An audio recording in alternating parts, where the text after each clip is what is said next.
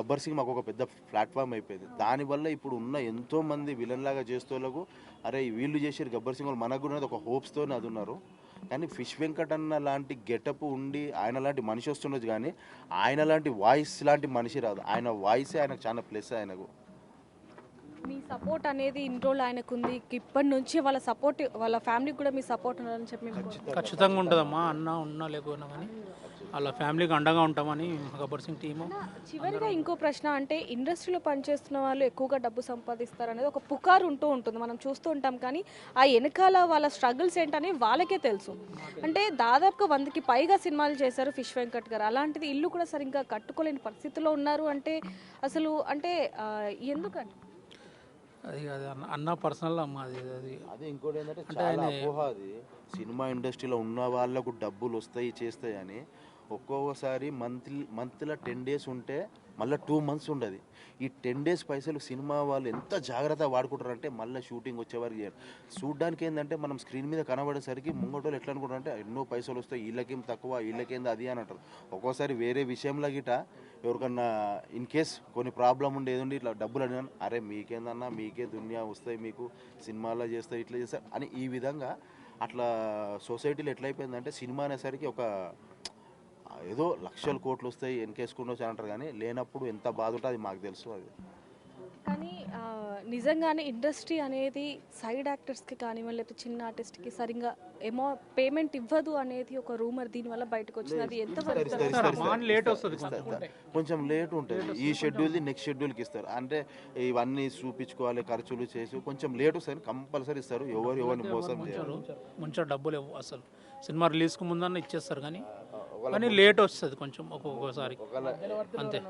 అంటే ఇప్పుడు media coordinators ఉంటారు కదా, ఆ కోఆర్డినేటర్స్ వల్ల వీళ్ళకి డబ్బులు దొరకక ప్రొడ్యూసర్ పేరు బద్నాం అయిపోతుంది. ఫిష్ వెంకట్ అంటే తెలియని వాళ్ళు ఎవరు లేరని చెప్పొచ్చు. ఆది అవ్వచ్చు, లేకపోతే గబ్బర్ సింగ్ అవ్వచ్చు, టీజే టిల్లు అన్నీ చాలా చేశారు. అలాంటి వ్యక్తి ఈరోజు చనిపోయారని చెప్పి పొద్దున్న నుంచి కూడా మీడియాలో చూస్తున్నాం, వార్తలు అన్నీ చూస్తున్నాం. కానీ గబ్బర్ సింగ్ టీం తప్ప ఎవ్వరు రావట్లేదు. అంటే ఇది ప్రజల నుంచి వస్తున్న ప్రశ్న అని చెప్పొచ్చు.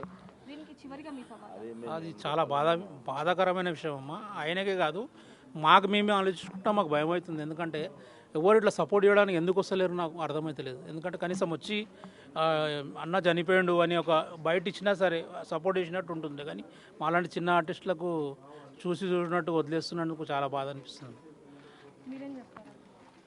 అంతే మీరు చెప్పినాక ఇప్పుడు ఆలోచన వస్తుంది మాకిట, నిజంగా ఎవరు రాలేదేంది అనిపిస్తుంది. మనం యూట్యూబ్లో అట్లా చూస్తూనే ఉంటాం. ఏదైనా ఆర్టిస్ట్కి ఏదైనా ఆర్థికంగా సహాయం చేయాలంటే ఖచ్చితంగా పెద్ద హీరోలు వచ్చి సపోర్ట్ చేస్తారనే వార్తలు మనం చూస్తున్నాం.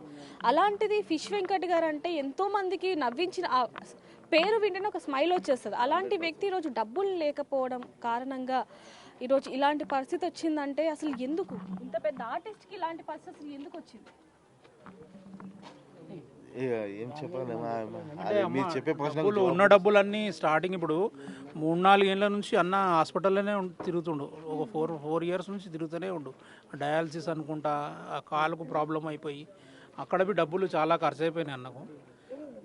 ఇంకోటి ఏంది, ఆయన పర్సనల్ అది పైసలు కాపాడుకోలేదు అది అసలు ఏమైంది అది వాళ్ళ ఇంటోళ్ళకి తెలుసు, వాళ్ళ అన్నకు తెలుసు. అది నిజంగానే మీ సపోర్ట్ అనేది చాలా వరకు ఉంది ఆ ఫ్యామిలీకి. మీ సపోర్ట్ ఉండాలని మేము కూడా కోరుకుంటున్నాం అన్న. Thank you. సో చూడొచ్చు, ఒకవైపు నుంచి కేవలం గబ్బర్ సింగ్ టీం మొత్తం కూడా ఆయనకి ఎంత సపోర్ట్ చేస్తున్నారు అనేది కూడా మనం పొద్దు నుంచి చూస్తూనే ఉన్నాం ఇక్కడ. అంటే దాదాపుగా ఆయన ఆరోగ్యం బాగాలేదు అని 2 సంవత్సరాల నుంచి ఎప్పుడైతే తెలిసిందో అప్పటి నుంచి ఇప్పటి వరకు చూస్తే గబ్బర్ సింగ్ టీం తప్ప ఎవరు కూడా స్పందించని పరిస్థితి. పవన్ కళ్యాణ్ గారు 2 లక్షలు ఇచ్చారు, విశ్వక్సేన్ గారు 2 లక్షలు ఇచ్చారంటూ కూడా వాళ్ళు కూడా చెప్తున్న పరిస్థితి. కానీ మరి ఎవ్వరు కూడా స్పందించట్లేదు. ఒక ఆర్టిస్ట్ అంటే ఆర్టిస్ట్కున్న విలువ ఇదేనా అంటూ మాకు కూడా ఇప్పుడు అర్థమవుతుంది. ఇలాంటి వ్యక్తి ఈ విధంగా చనిపోవడం అనేది మాకు కూడా బాధాకరం అంటూ కూడా వాళ్ళు కన్నీరు మున్నీరు అవుతున్న పరిస్థితి అని చెప్పొచ్చు. మరిన్ని వార్తల కోసం చూస్తూనే ఉండండి బిగ్ టీవీ.